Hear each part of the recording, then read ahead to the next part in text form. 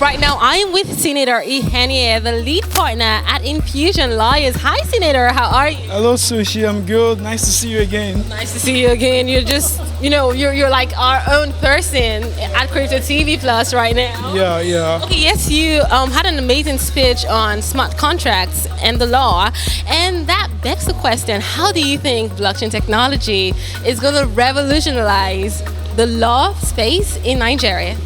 All right, thank you very much. When you talk about blockchain technology revolutionizing the legal space in the country, we need to understand how the blockchain is going to be bringing about a disruption of the central system that we are used to, right? Before now we talk about centralization, a bank such as a bank, talk about central authorities and all of that.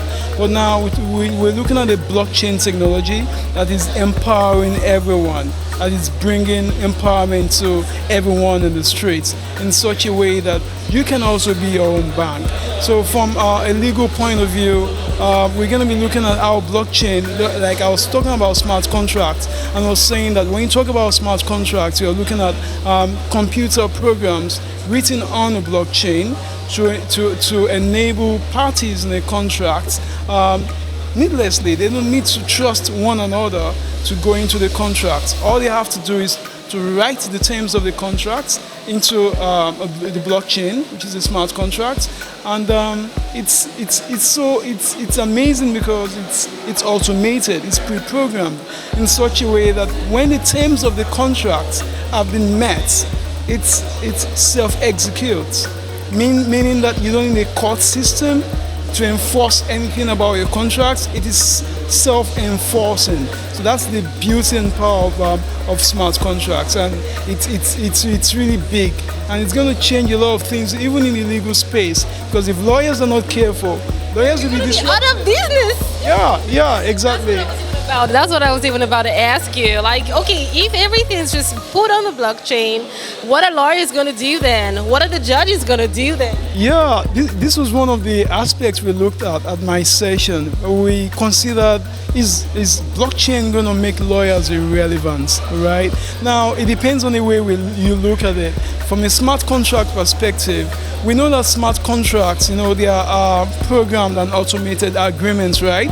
Before now, we have lawyers writing these agreements and making a lot of money trying to interpret and enforce these agreements in court.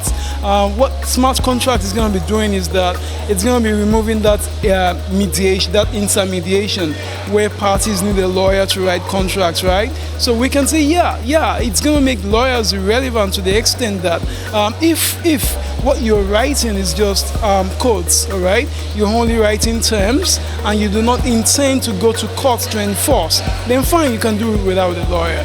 But we both know that most contracts are actually about personal and business relationships. In other words, you want some rights and liabilities, and you want to be able to be sure that once someone signs that document, you can owe them against it. All right. So from that angle, you realize that you can't do without a lawyer. I'll tell you why. To write the smart contract into the blockchain, all right, you need a lawyer to help you interpret. So the lawyer tells you, all right, you want to write a smart contract over a divorce between two couples, for instance. What would have happened is that a lawyer would have written the agreement now, but now you're using smart contract. If you're using smart contract, it means you need a lawyer to actually interpret the law and tell you, the programmer, this is what you need to program into the smart contract. Because if you go this way, it's illegal. If you go that way, it's legal. That way, you see, lawyers are not going anywhere. I see that. Thank you so much, Senator. Thank you. Yes, the pleasure is mine. Yes, keep it locked down on here on Crypto TV Plus. I'm going to be back with more updates.